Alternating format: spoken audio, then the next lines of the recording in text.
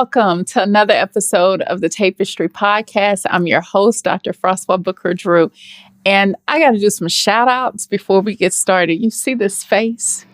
Brielle, you need to check her out. She did my face and glammed me up today. And then I want to shout out to ISP. I always have to give some love to them. I want to thank Margie and Nick, who's producing and making it happen, and Dan. And then she never wants me to say her name, but Kaze, y'all, keeps things going. And so to all of them, I am so grateful. This is the season of gratitude. And so I just want to share some love to them and to my guests today. And so let me introduce my friend. You will see why she deserves all this love because of the love that she gives out. And so Dania Carter is the founder and CEO of Heart of Courage, a nonprofit organization located in Dallas, Texas. Heart of Courage works with mothers from lower socio-economic areas who have a child welfare case. Frustrated with hearing about the increasing number of children being removed from their homes, especially in minority communities, led Dania to start Heart of Courage. Dania believes that sometimes all a mother needs is someone to believe in them and walk with them in their journey. Dania's desire is to give these mothers a voice so they can advocate for their rights and can begin to heal their families and communities by keeping families intact. She is the proud mother and bonus mother to 3 children and has recently stepped into the role of Grammy with the birth of her granddaughter. Welcome, Dania. Thank you for having me. I'm so excited that you're here. So I want to start with, because I know you, but I want the audience to know you. I remember when we first talked and you were sharing the vision that you had. Mm-hmm. How did you come to creating Heart of Courage? I always tell people, God really, truly placed this in my heart. Even when I was back in Philadelphia, I had worked with children that were in the foster care system and had always seen that they really wanted to be with that parent. And so then when I got to Texas and I kept hearing about how there weren't a lot of placements for children and people were looking for foster care parents and stuff, God just placed in my heart what about the mothers? And so it was then, of course, I kept telling God, no, I don't know if I'm the right person for this, but it stayed within my heart. And even my husband felt it too. And I was like, if we could help these mothers who I know and truly believe want support and want to keep their children, then we can prevent these kids being put in the foster care system, aging out of the foster care system, and growing up with those feelings of abandonment. So it was like, what if we had for what we have for CASA for the children? Why can't we have that for the mothers? Oh, wow. So let me ask you this. You mentioned this being in your spirit and God pushing you to do this. Yeah.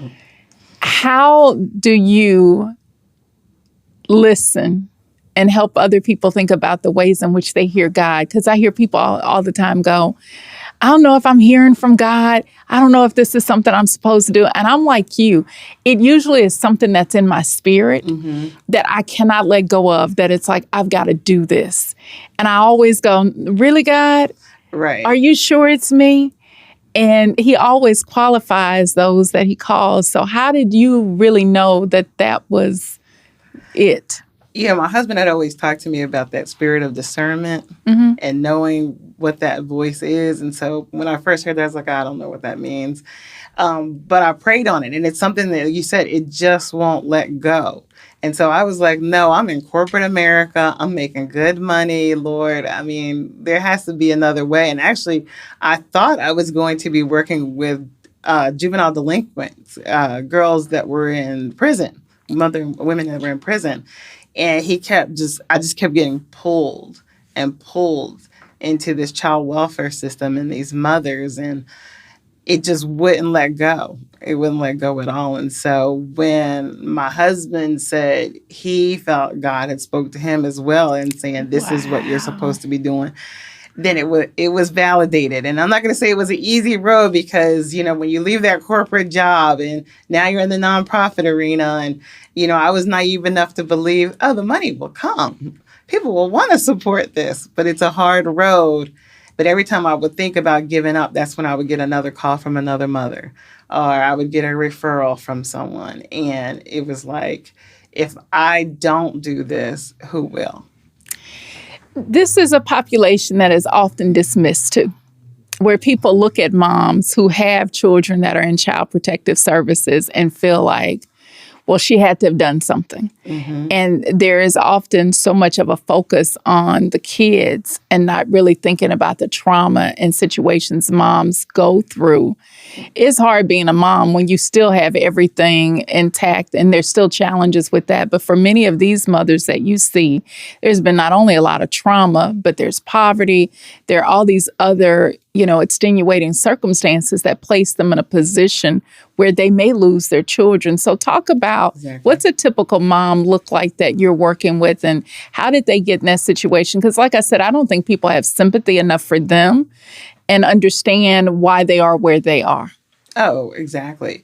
I would say majority of our mothers, this is maybe second, third generation where they weren't raised by their mother. They were either raised by a relative, some actually grew up in the foster care system, or a great grandmother. So it's been that generation where they didn't grow up in a home a lot of times with their mother. Many have been dealing with domestic violence. And that was one of the most shocking revelations for me when I realized that you could be in a domestic violence situation and trying to get out, and they will take your child. Really? And put your child in you will get a CPS case because in their mind, you should have been able to keep their child out of that environment.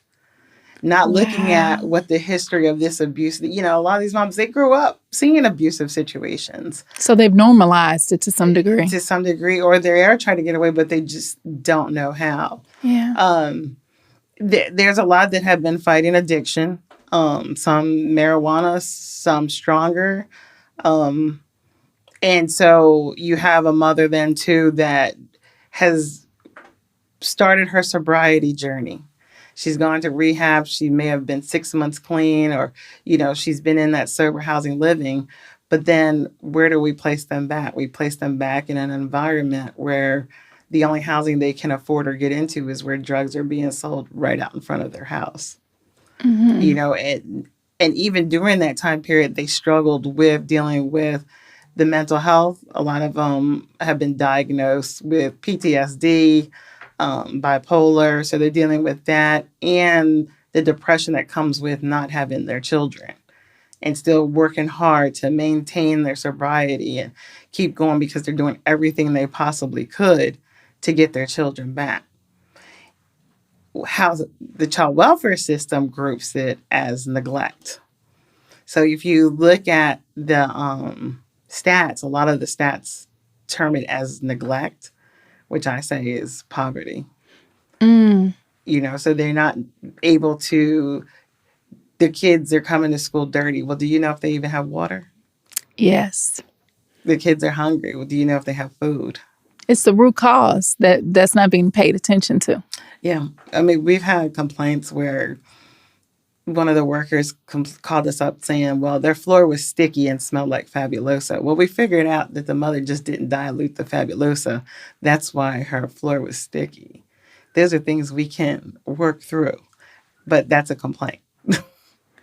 So it even sounds like there's some education that needs to happen with some of those workers who are making decisions to remove children as well. Yes, definitely. And so that's why it's good that our staff sometimes will say, okay, well, we'll go on that visit with you. If CASA wants to go on a visit, or CPS, because some of them do need to be educated that, like, we had one complain that the person, or one of our moms, didn't have Tupperware to put the food in. She just kind of put the food in the refrigerator. So we're like, a lot of this is common to just put a plate in the refrigerator and cover it up sometimes with a paper towel if you don't have Tupperware. Tupperware is expensive. So it's those little things that the public doesn't know about. And it's like you said, there's a negative connotation that goes with child. Oh, you have a CPS case.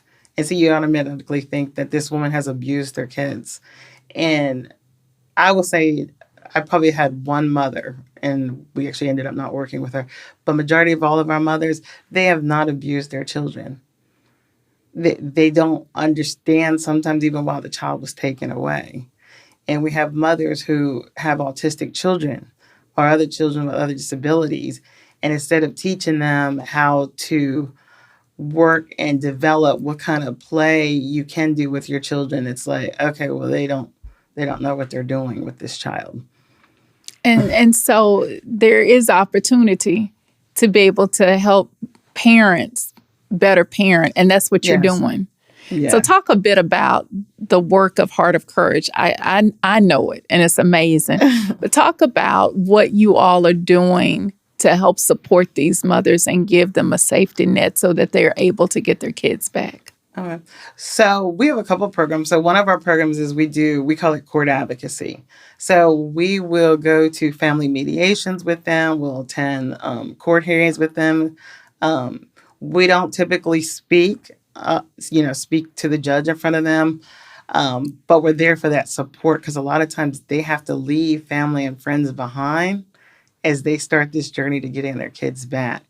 Or a lot of times they just don't know what's going to happen in the court hearing. So they think they're going to be able to go and speak to the judge. And we're able to tell them, no, in all probability, you're not going to be able to speak. All these other people are going to be speaking for you.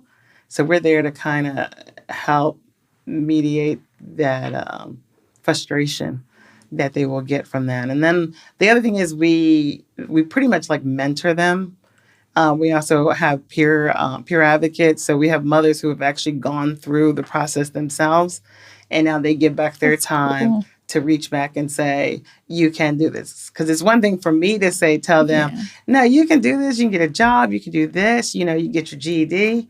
And they're like, yeah, Ms. D, you can say that. But when you have someone who says, I've walked in your shoes, makes a difference. And here's where I've come, and you can do it, and hold them to another level of accountability, they're able to say, okay, I can do this. We tell them the road's not going to be easy. It's going to be hard. The other thing one of the things I realized too is we, finding those right resources within the community, because there's lots of wonderful organizations out in the community. But not everyone is a perfect fit for every client. Yes. So a lot of our mothers have maybe a ninth grade education. And so they want to get their GED. A lot of them want to get their GED or high school diploma. But not every GED program is a good fit. So we have to find one that, maybe they can handle a program that's online. But this mother may need tutoring and a lot more hands-on.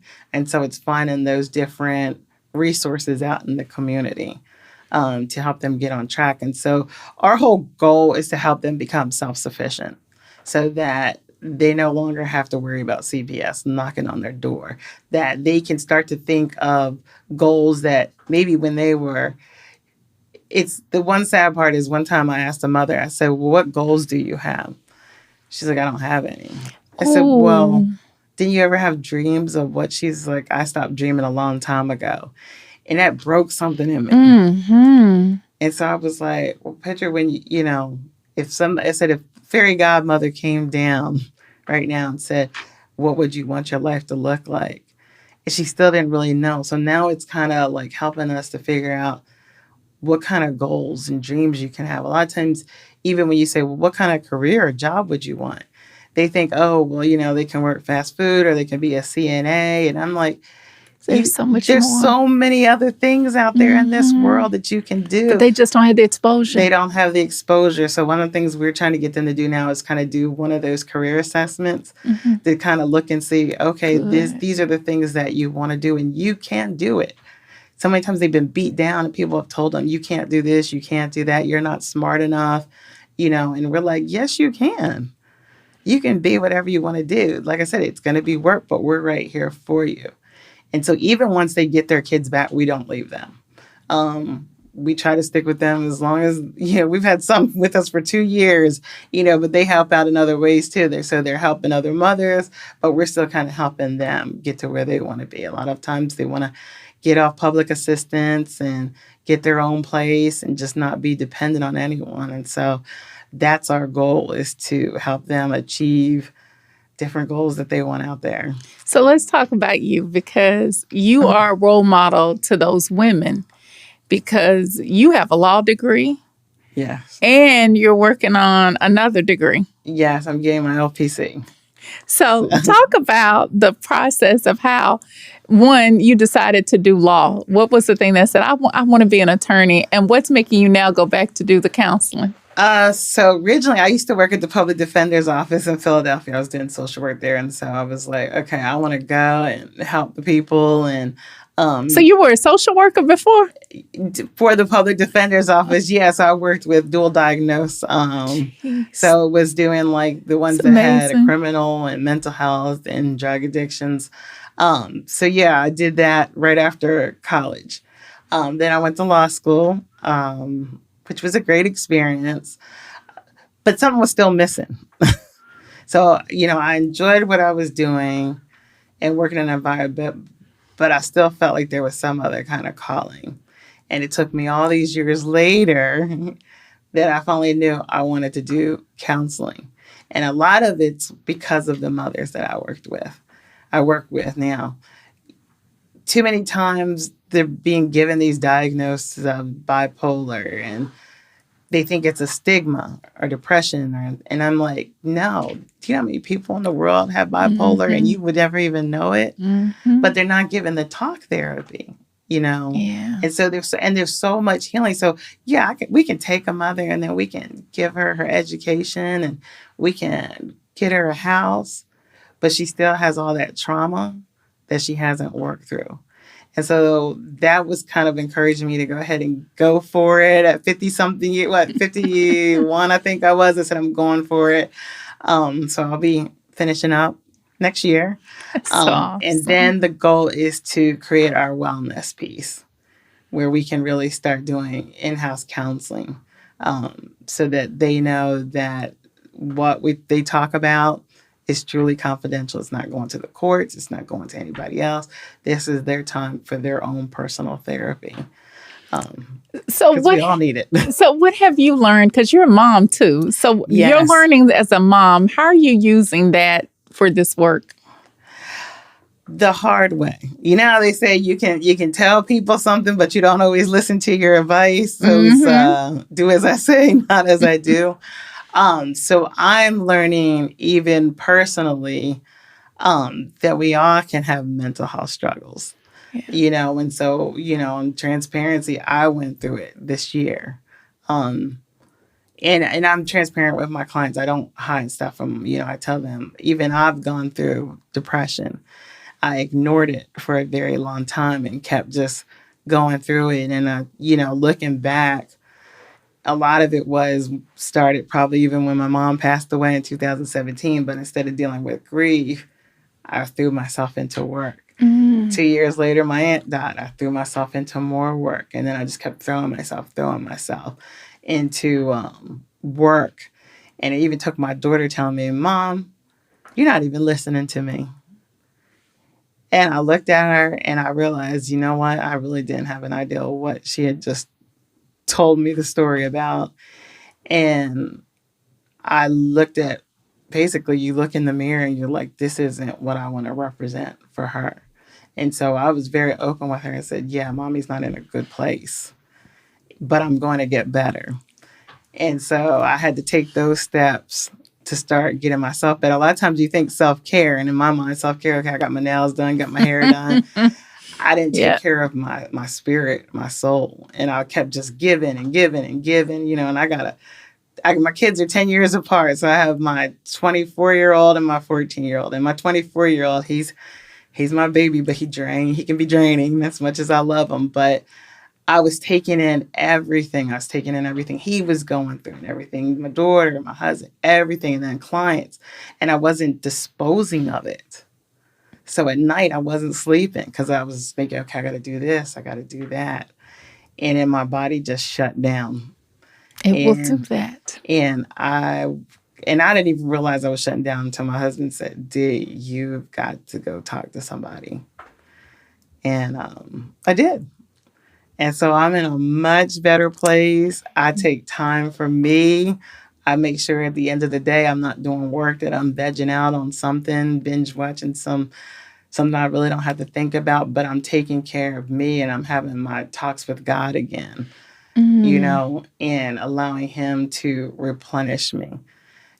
Sometimes we forget how much, like I said, we need to feed that spirit. We have to let God, they would say, Jesus, take the wheel. You got to learn. I had to learn how to give the wheel and not try to say, well, I'm just going to keep one hand on just in case. But what you're saying reminds me of something. I was having a conversation earlier about this with another nonprofit leader that you know as well. And one of the things that I don't think we realize is that power goes out of us when we're doing this work of giving. And you think about Jesus when the woman touched the hem of his garment. And Jesus even said, power went out of me. Who touched me? I don't think we realize that people are pulling at the hems of our garments all day long, and that's energy that's going out. And so if Christ, who is divine, recognized that something is going out of me and missing, the rest of us have to recognize when we are giving and healing people with our words and providing services, that power also is escaping and leaving us. Mm-hmm. So it's important to think about self-care in a way that you're describing. And it's not just getting your hair and nails done. That's wonderful. But it's the spirit Right. that we have to really think about. How do we nourish that? And you see all these instances where Christ is going away and praying by himself. And it's like, hey, I'll go this far with this group, which is a lesson for us. Mm-hmm. Everybody can't go with you. There's a smaller group that you then go with and pray. And even then, there's a group that it's you and God. Right. So what are some things that you're doing and you mentioned nourishing your spirit, but what does that look like for you? It's quiet time. Like you said, sometimes it's just quiet time with God and just talking to Him.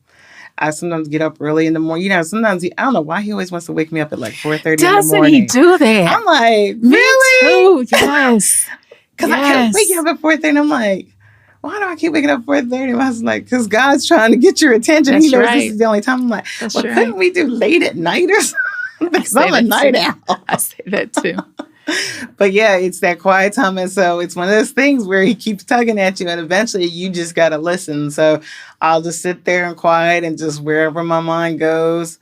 A lot of times if I'm driving in a car, I don't turn on the music or anything. I just drive in silence and just, because you got to find those moments. Because, my life is like packed up and then, you got kids or my grandbabies over. That can pull at you. So you got to find those quiet moments to just find it with and just be with Him. It is crucial. It's like when you tithe your money, you also have to tithe your time with God too. And that's one of the things that I've had to learn too. Right. Was I call it bookends. That in the morning I got to spend some time with you, and before I go to bed. So my whole day is supported with these bookends of being in relationship and having that time with God. That time that you wake up is actually called a fourth watch. Prophets talk about that, and prophets say that that is the time when you begin to hear God a lot. And people are, usually it's about 3:30. That's still about 6 in the morning that you're like, oh, God, really? Right. Mine is like, I just want to go back to sleep. What I am starting to do is keep a journal by my bed. So that way, now, one moment he woke me up and I was like, yeah, I know I need to write that down, but I'm going back to sleep. But what I'm being encouraged to do is to begin to start writing those conversations down and what you're hearing, because God does downloads. And you were getting a download to do the nonprofit. Right. And so how do we make sure we're capturing that information that God has given us in that fourth watch? Yeah. So. Yeah. And, and even beyond like things with a nonprofit, it's like relationships he's talked to me about. Like relationships where I thought, okay, what's going on with me and this person? And God was like, sometimes God talks to people through other people. Yes, He does. And I remember it was a conversation you and I were having. And it was that time I had this person who was a friend, and I'm like, I don't know what's going on with them. And you were like, call them up. You were just talking in general though. So you didn't know anything about what was going on with me. And you were like, sometimes there's just a miscommunication going on. And when I saw that person, I just went up and hugged them. And, it was like, you know what? I don't even know what's going on. So let's just move on from that, you know? And so God, I realize, puts people into my life that were supposed to pour into me. And I don't know if it's sometimes because I'm not listening to what he's saying right now because I'm still stuck in my head. But then he kind of brings people in to feed into me. It's being open to knowing that, because you can't get so pushed into, I got to get this done, that you miss the opportunities for real blessing, for the downloads, for the connections. Yes. So I want folks to know, how do they get in touch with you? And y'all give some money to her organization. Heart Courage needs money. So, and they need volunteers. So how do they get in contact with you? So they can email us at info@Heart Courage. It's HEART, Courage, COURAGE.org. We're also located right by Redbird Mall. So feel free to come out if you want to see what the new mall's looking like. Stop by. We're at 7441 Marvin D. Love Freeway. And check out our new website. We just got a new logo, which we're very excited about, and our new website. So you can go to www.heartcourage.org. So I want folks to support the great work that you're doing and support you, because I've seen your journey and you have done amazing, far beyond what I think you even expected this to happen. And so God has been faithful and good to you, and continue to do what you're doing, because you're such a blessing to so many. Oh, thank you. You know, the goal one day is to not have to even exist, though. I'm just going to tell you. That it should be all of our goals with this work. So that, we have made change and we are keeping our families together. Ultimately, it is about putting ourselves out of business, because the problem is solved. Yes. And that's what we want. That would be the blessing. That's the blessing. Well, y'all, Dania, thank you for being here. This is another episode of the Tapestry Podcast. I'm your host, Dr. Froswá Booker Drew. And if you want to learn more about Dania, check her out. But also check out our episodes, because if you loved her, you'll love the other guests that we've had the opportunity to interview. Thanks for tuning in.